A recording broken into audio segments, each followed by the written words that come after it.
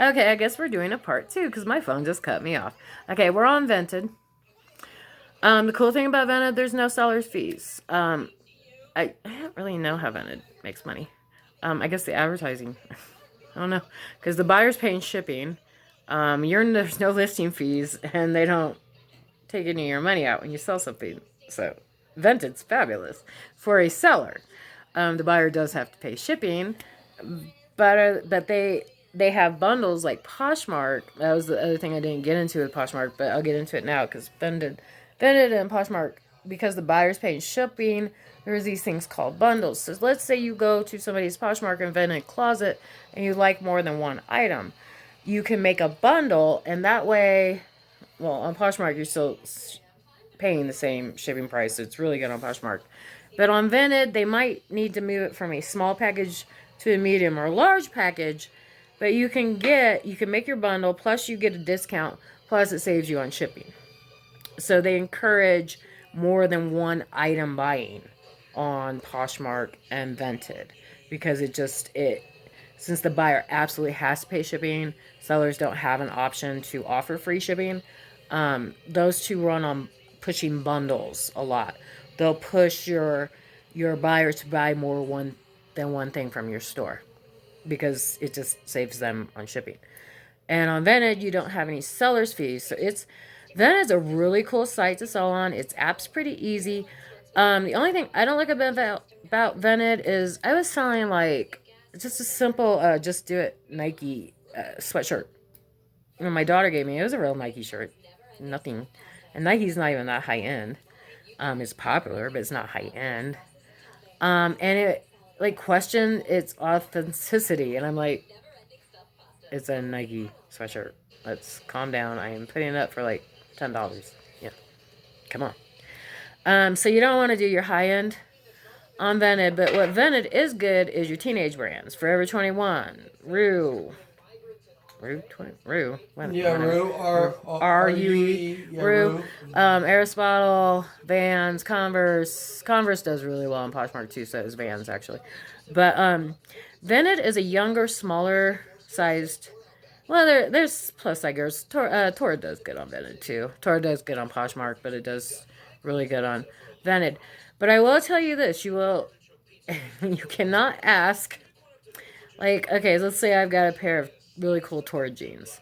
On Poshmark, it's very normal to ask $30 for a pair of Tora jeans. You're not gonna get away with that on Vented. These teenage girls don't have that kind of money. You want to ask about 15. You really, but you have to remember you're not losing any seller fees and you're not paying for shipping. So where you might ask for that $30 on Poshmark, by the time somebody puts it in a bundle, it's going to take it to 20 something. By the time they take out their seller fee, which is a little bit higher on Poshmark, you're probably going to get the same amount of money on Poshmark that you will Vented, even though you charged 30 on Poshmark and 15 on Vented. You're keeping your whole 15 on Vented. Poshmark's going to take out a chunk of that 30, and if it's in a bundle, it's going to, keep dropping the discount, and that can happen on Vented too. But anyways, the point is, like, when you go to list on Vented, like, you're going to notice, like, relatively same, what we call comps, or similar items, what they're selling for is going to be much lower than Poshmark. But you have to remember, there's no seller fees, so everybody's keeping their money on Vented. Plus, we're not paying for shipping, and we're not on Poshmark, but Poshmark has the steepest seller fee. I think it's almost 20% on Poshmark. Correct me if I'm wrong. And I think it goes by how much the items cost, like the really high-end stuff. But I think that might be 20%. It might be a little bit lower on cheaper stuff. But you do. Seller fees on Poshmark are a little bit deeper than anywhere else. But Poshmark and eBay are the only two that and Etsy show up on Google results. So let's say I'm looking for a pair of size 1, which would be a 16 and toward or 14 and toward. No, 16 and toward. I'm looking for a pair of size 1 distressed cropped toward jeans, and I Googled that in. First 3 listings are going to be Poshmark, eBay. Well, and it probably won't be Etsy on toward jeans, but Depends on what you're looking for. But it's going to be eBay and Poshmark. So your main traffic for just people Googling an item is going to be eBay and Poshmark, with Etsy shortly behind, depending on what you're looking up. Ven and Mercari are not showing up on Google as much. Mercari's just starting to. Vented never does. So you're not going to get that free Google search promotional stuff from Vented. You're probably going to need a good Twitter account or a strong following or an Instagram or something like that. And I always suggest cross-selling, because items, as I was just explaining, the buyers on Vented are a little bit skinnier and younger than any other place, but they don't have the most money, but they have certain brands and certain styles they like. So if you get a pair of shorts that are like a size 3, Vented's a perfect place for distressed, tiny, itty-bitty little shorts. A lot of makeup, Baddie and Bath Works, a lot of that stuff. I, at Black Friday, bought a ridiculous amount of Bath and Body Works sprays, okay? Like, they were $5 each. I just went crazy, and I bought all kinds of them. Most of them have sold on Vented, actually, which I was kind of surprised about. I really thought they'd go on Poshmark, but they didn't. It was Vented. I had Fireball shot glasses. I ran a competition between Mercari and eBay on Fireball shot glasses. eBay sold them all that quick. Anything collectible, especially liquor collectibles, like I said, Coca-Cola, Antiques, Budweiser, Steins, China, not the country, the plates, coffee mugs, Bakelite, Jadalite, Mocha-Lite, all the lights, the retro plastics, things like that. That's eBay. All the stuff collectors know about, baseball cards, basketball cards, even Poshmark, you see football stuff, and Mercari, like jerseys and collectibles, but your biggest traffic, if somebody's looking for a Giants World Series shirt, they're still going to hit eBay before they hit anywhere. They just are.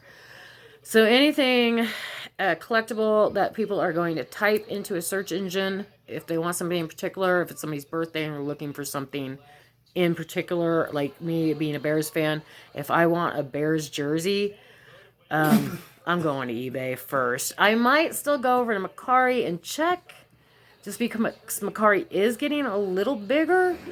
But I'm probably going to go to eBay first. I'm going to see what their prices are. Then I'll probably run over to Mercari, check their prices, and that's how I'll decide whether I want to buy off eBay or Mercari.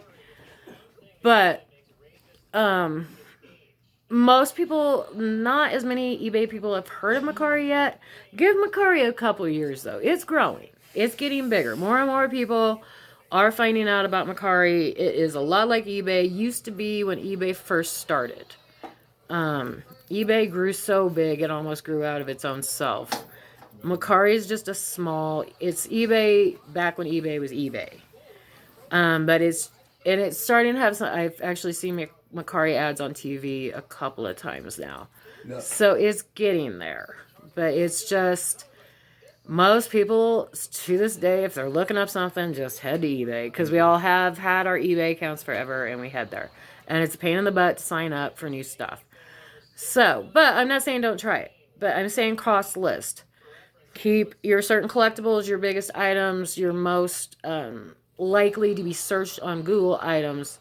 Like if you've got this really cool festival dress and it's not a big brand name, but it's just really unique and cool, then you want to hit Mercari and Poshmark Vented, because nobody's really going to put in cool festival dress into Google. You know, they're looking for a free people, or not free people, that's not even what I mean.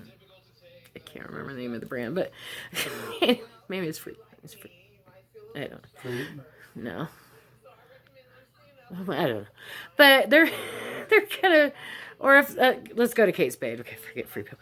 If somebody's looking for a Kate Spade purse, now Poshmark is the Kate Spade capital. I'm even sick of Kate Spade purses from Poshmark, looking at them every day. Some of those brands actually, people probably will go to Poshmark over eBay. But like if it's, if it's not brand name, it's just unique and cool, I would go to Poshmark. There's a lot of people with certain styles, especially boho and vintage, and like really unique clothes that don't necessarily have brand names. So what they do is, since Poshmark's so social anyways, and while you're sharing, you're seeing each other's closets and the kind of stuff you sell, they'll pick out favor sellers and they'll remember those people and they'll go back to those people. And there's even reality TV stars and stuff on Poshmark, and their little closet names slip out.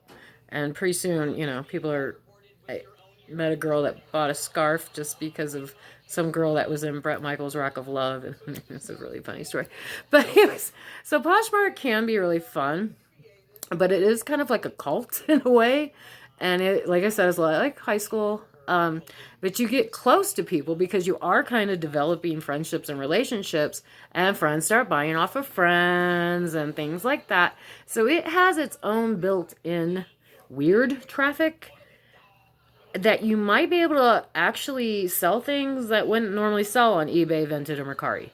Because your friends will see them and go, oh, wow, I've never seen anything quite like that. I like that. And it might not be something they would have ever thought to Google or even knew they wanted till they saw your picture of it. And they went, oh, I like that, So Poshmark's kind of interesting like that. It, in that way, has a little bit of an Etsy vibe about it. Like you may go on Etsy and you don't even, you want a moonstone, but you don't know exactly what you want. You can do that on Poshmark. You can put it on moonstone and it's just going to come. And it's going to be, different prices and varieties, tiny, big, like a jillion types. Some handmade, some actual, not philosophy, but Aristotle has jewelry. But there's another big jewelry one. Annie and Alex, I think it is. Stuff like that.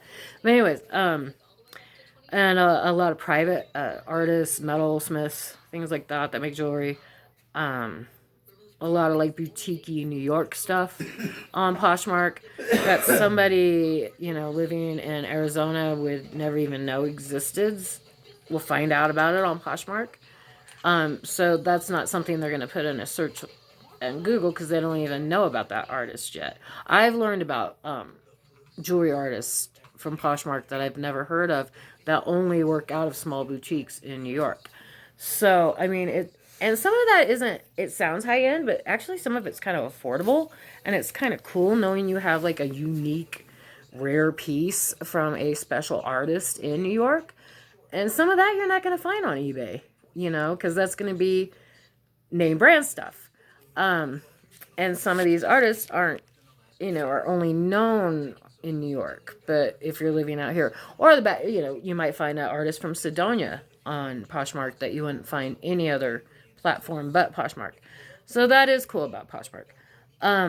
Mercari is cool for really simple stuff. Mercari is great for like if you do handmade wooden signs, funny signs, cat things, dog things. Books, pretty much you can sell anything on Mercari, really. It has a little bit of everything going on. So it's kind of half eBay, half its own thing, but it reminds me of eBay way back in the day. So I like Mercari. It's pretty cool. People are vicious on feedback on Mercari. They are not as nice as Poshmark people. Yeah, don't trip on your Mercari feedback too much. People are like really vicious there. I'll go into that another time, but just don't sell on Mercari. It's a good place to cross post, especially lightweight items because they do have that $2.99 free shipping, and that makes jewelry selling a lot easier. So do your jewelry on Mercari, especially your non super high end jewelry. High-end jewelry, I would stick to eBay or Poshmark, where it can be, especially if it's super high-end. Like if you're selling, $2,000 ring, go to Poshmark. They authenticate it. Poshmark's anything over $300 Actually, I think it starts at $500 for free authentication. Here goes my speech thing. Free authenticating. If it's over 500, Poshmark's the only one that offers that, I believe. And it's kind of like an escrow thing almost, so everybody's protected. So stick for Poshmark for your anything over $500 kind of items, unless it's like a collectible Budweiser Stein. You're better off just getting a local guy to certify it and put it on eBay. This Poshmark does do household, but there's only certain household items and certain things that can be sold on Poshmark. And it's just not known for your high-end Steins and stuff like that. The Ray Dunn household stuff that got really popular. I don't even know how. I never heard of it before I started a Poshmark. See it all the time now. That stuff sells really good there. Better than eBay, I believe. You know, watch for some of that, and like Rachel Ray cookware and stuff like that. That's a close call. You can do eBay, Mercari, Poshmark, anything with like Rachel Ray stuff. But so that's your basics.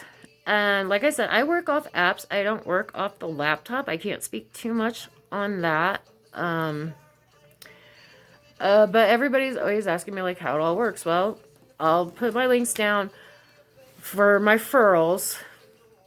Use that if you're ready to sign up for a place. But I'll also put my links for my closets, just so you can kind of go get an idea of what I'm talking about and just look through my stuff and look through my friends' stuff or my followers' stuff and just get a feel for all these places, except eBay.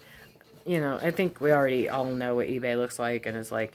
But my Poshmark, my Vinted, Kitty's in, kids clothes. Kids clothes still do good on eBay. Can do okay on Poshmark if it's a really, like a mall brand in really good shape. Gymboree, Children's Place, Justice. Those things. That they also do good on Kitty's in. Kids clothes suck on Vinted. I've never sold any children's clothes on Vinted. Mercari does okay. It just depends. Once again. But Kitty Zen is new. It's almost like a child's Poshmark. Once again, you're socialing, you're following, you're sharing. Whoever created it more like Poshmark than eBay. But it's for children's clothes. But, oh, and that's another thing, your photography. Poshmark and Vinted, or Poshmark and Kitty Zen, you need good photography. You want your clothes to look nice. And there's like apps where you can take out the background and make your background white and basically almost make your clothes look like a stock photo. You'll see a lot of that on Poshmark. Poshmark does not like messy pictures. Kitty's in does not like messy pictures.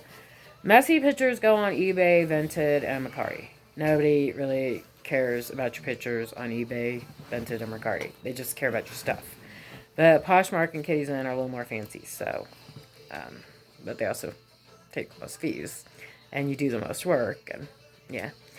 But once, like I said, on Poshmark, if you get to ambassador status, and you really start getting your followers up there, I'm at almost 30,000 followers now, and I have like almost 35,000 shares, I think, and I belong to several groups. I have several friends on there that we all sit and share each other's stuff constantly. Last week wasn't my best week, but up until last week, I was having, my most sales started coming from Poshmark, and it was my slowest one. I almost gave up on Poshmark in the beginning. To me, it was just like way too much time consuming with all the befriending and sharing and socializing and, well, yeah, all the sisterhood and, stuff like that. It was like a little overwhelming. And so Mercari and eBay for the longest time were my best sellers. And then I finally found how to be a Poshmark ambassador list, and I started following those tips and doing all the things you have to do to become an ambassador, which it isn't that hard. It does take a little time. And the self-sharing, and bam, it was like right around Halloween. And also, you want to list a lot on Poshmark. You need a pretty big closet to kind of make daily sales. But right around October of last year, I went from like no sales to 2 to 3 times a week getting sales. I was excited. That's huge for me, especially on Poshmark because I don't do high end. So that motivated me. And to this day, most of the time, my sales are still coming from Macari and Poshmark. And Macari slowed like way down there. For a while, Macari was my head seller, with eBay second, and then Poshmark invented kind of running at last place. Then it started to flip, and it was Macari was like way up here with Poshmark behind it. And then pretty soon Poshmark flipped over Macari, and I was selling like wildfire on Poshmark, but making like no sales back on Macari. And I hadn't listed anything eBay for months because I was making so many Poshmarks. Why screw with the eBay app? Because it takes like eBay really asks way too many questions, and the shipping is just such a pain in the butt to figure out on eBay. But anyways, so experiment. Take different items, play with the apps, pick out like 4 items, list one on eBay, list one on Macari, one on Poshmark, one on Vented. Just see how you do. Start liking and following some people, get some followers on all of them. Do your own social media, your Facebook. I have a base Facebook page called Justice Treasures where I put everything I sell from all of my platforms. Poshmark, Vented, Macari, eBay, and Kitties in. I will list all of them on Justice Treasures on Facebook, plus my actual closet links to each store. So that way, as people get to know my style and like, I really like her jewelry, then they can just go to my Facebook page and kind of see what I've got in new that week. I also have Instagram hooked up to that Facebook page where people can, as I get stuff in, after I get posted where I'm posting it, I'll post it like, oh, in today.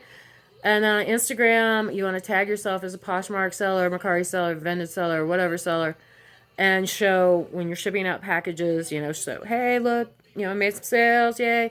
And it just kind of keeps us all motivated. And I don't know why we do that, really. I just started doing it because that's what other sellers do. But people seem to like it, so I don't know. Because then all your friends will bug you, like, how are you selling so much? And then you'll end up doing videos like this, and then hopefully eventually YouTube will pay you to do videos like this. Yeah, see how it all works.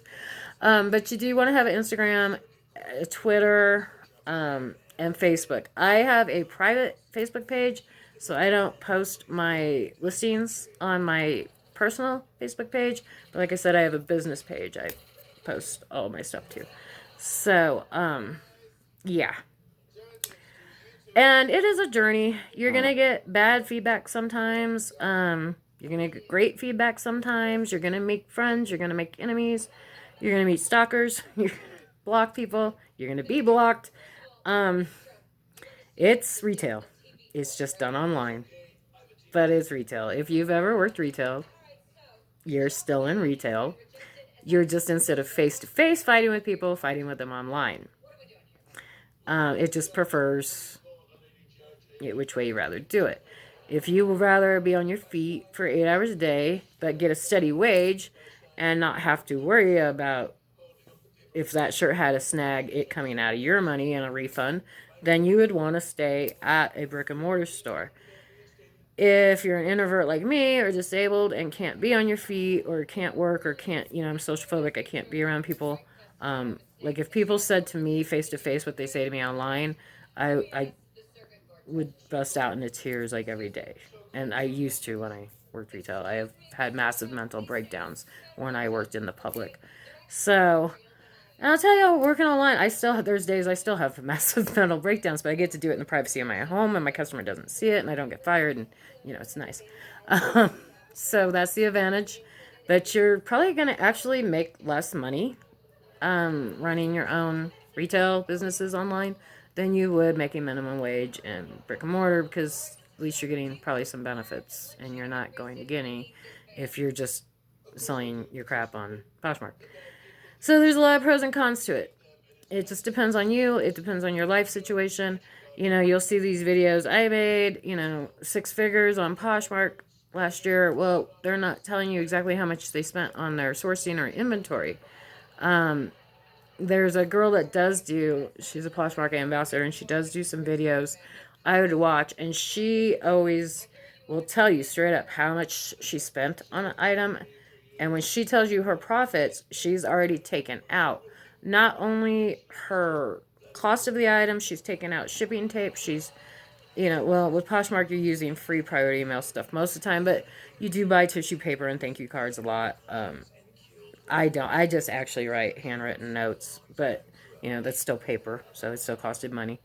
But she does all her math before she tells you her profit for the month, and she's a pretty big time seller, but she doesn't claim to make six figures because she's always counting in all of her stuff, including seller fees and the whole and what she paid for the item and stuff like that. And she did this one video that was comparing like somebody buying $1 or two objects and selling them for $5 and making more sales than somebody investing $100 in something and flipping it for 200. And at the end of the year, like these two people kind of came out the same. So it was kind of interesting, actually. You can make money on small jewelry and stuff.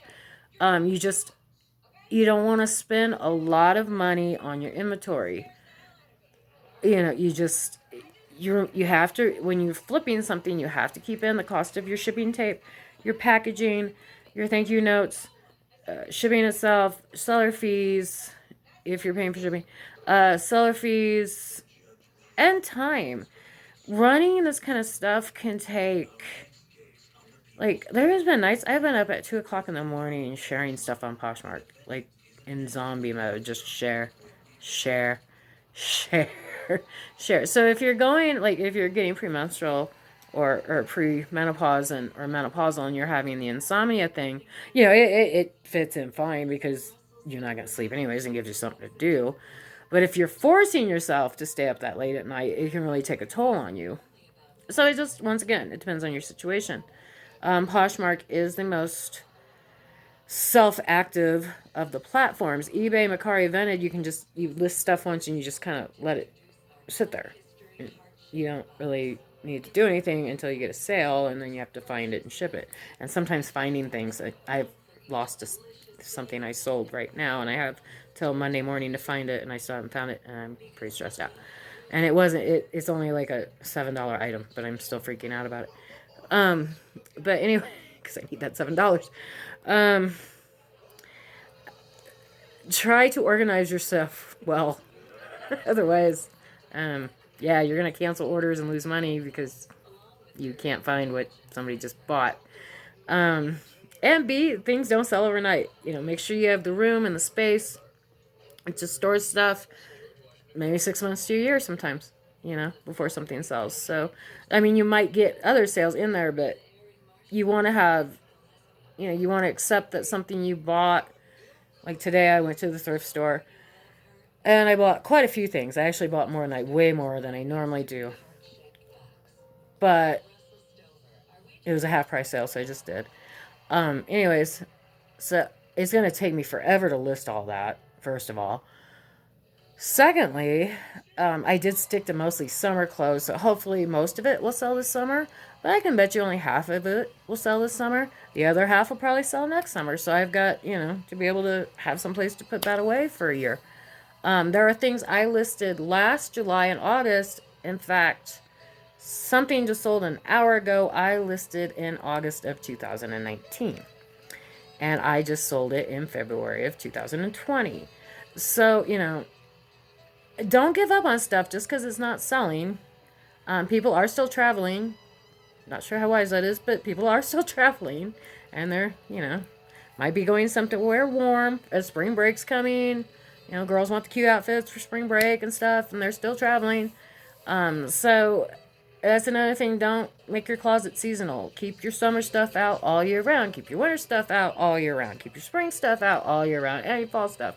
Because you might sell a bikini in December.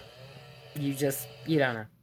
That person was, well, they're probably not going on a cruise right now, but last December they were. So, next December, hopefully by next December we'll be taking cruises again.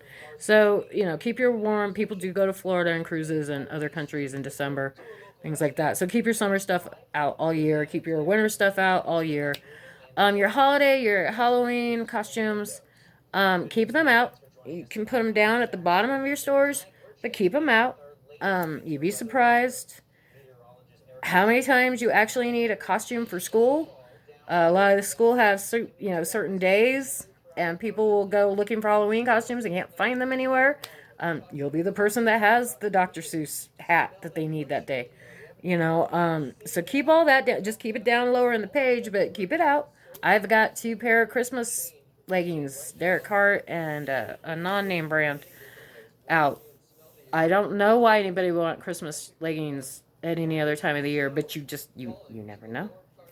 Maybe they're gonna do a Christmas in July slumber party, and they're gonna need Christmas leggings, and theirs has a hole in them, and they don't want to wear that in front of their friends, so they're gonna show up at my store and buy my Christmas leggings in July. You never know. So just keep everything, don't make your shop seasonal. Keep everything out. You can kind of keep it down lower. You don't have to share that stuff every day, but keep it there where people could find it if they wanted to. Um, and that's kind of my advice for right now. Like, if you have direct questions, you can put them in the links. And like I said, I will put my referral links. So if you're just signing up to sell somewhere, please use my referral links. I usually get a coupon. You'll get a coupon. We all get coupons. Yay for coupons.